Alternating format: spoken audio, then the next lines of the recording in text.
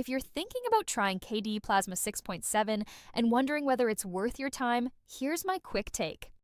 I've spent some time testing KDE Plasma 6.7, and honestly, it's one of the most polished Linux desktop environments available right now.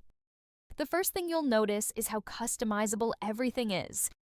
From panels and widgets to themes and window behavior, you can make your desktop look and work exactly the way you want. Performance also feels smooth and responsive.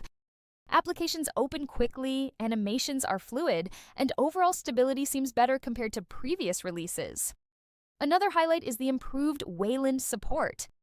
If you've been hesitant to switch from X11, Plasma 6.7 makes that transition much easier for most users. That said, KDE still has a lot of settings and options. For beginners, the sheer number of customization choices can feel a little overwhelming at first. And unlike paid operating systems, you're not actually spending money here since KDE Plasma is completely free and open source. Overall, if you want a modern, fast, and highly customizable Linux desktop, I'd give KDE Plasma 6.7 a solid 9 out of 10.